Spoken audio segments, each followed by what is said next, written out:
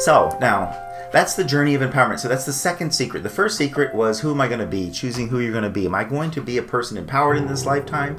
Or am I going to be a person disempowered? And guess what? You don't need to know how to do it at that point. You just need to make the choice. Because when you make the choice to be empowered, your soul steps in. Your higher self steps in, and they want to help you, because that is what they hold the vision of you in each lifetime, to become fully realized, to become empowered.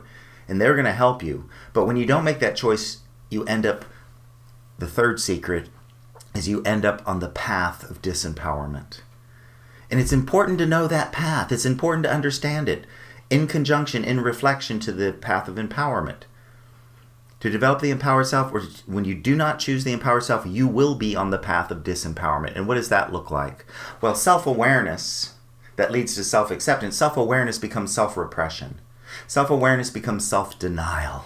I deny myself. Oh, Michaiel, I don't have time. I don't have time to figure this out. I don't have time. I got to take care of everybody else. Everybody else's needs are more important than mine. I deny myself. I don't make space or time for me. Now, most of you wouldn't be on here listening if that were the case, but you might still do it subtly in other ways. So self-awareness becomes self-denial. Self-worth, I'm worthy, I deserve, becomes self-sabotage.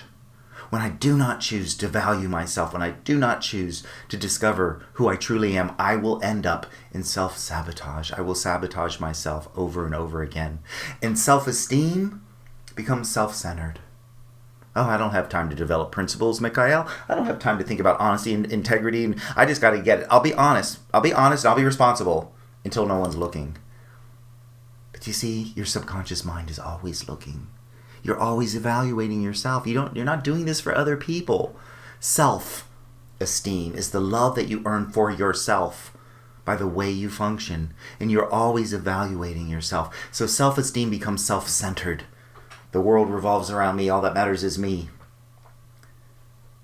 Self-love putrefies, deteriorates into self-pity. Poor me. When I was a little kid, I used to get love and attention by falling down and scraping my knee.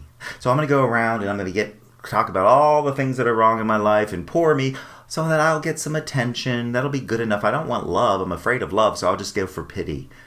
This disempowered self is afraid of love. It's vulnerable. It's real. It's authentic. So I'll just get people to feel sorry for me and get all the attention. And I'll go to my commiserating groups and we'll talk about how horrible our boss is after work. And we'll talk about this and oh boy, I feel connected. I feel like I belong. I feel some sense of love. No, you get a little bit of attention, but it's pity and it's not love, and it's destructive.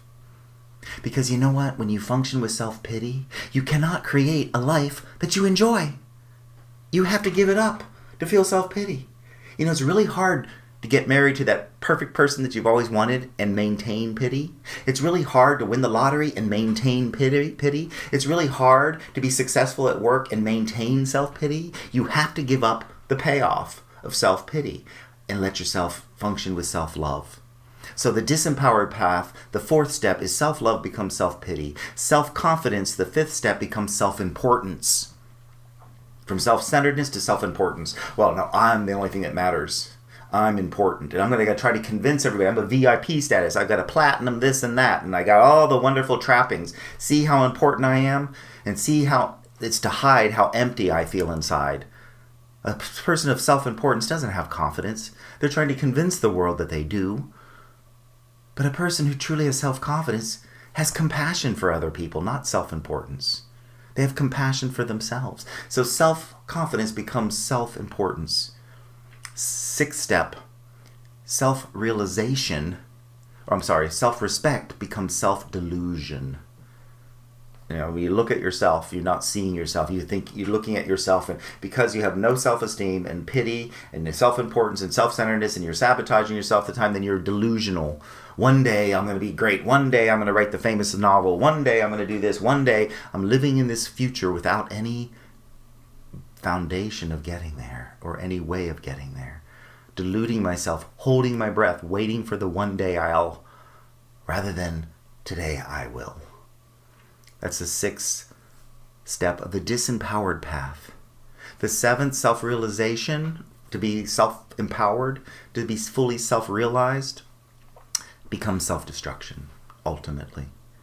ultimately, when you do not choose a path of empowerment, you function on a path of self-destruction.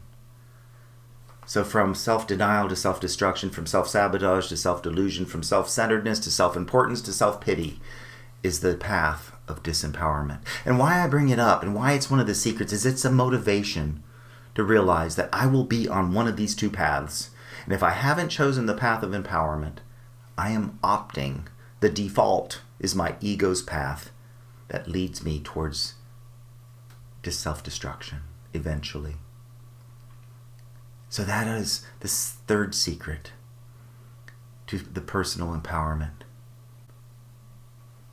And so we all start out on the path of disempowerment.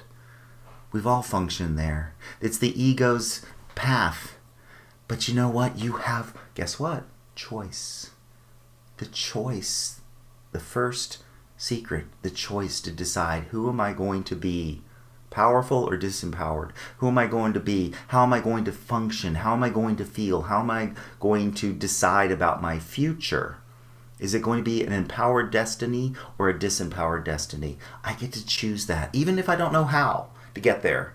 Just making the choice begins the journey. That is the third secret.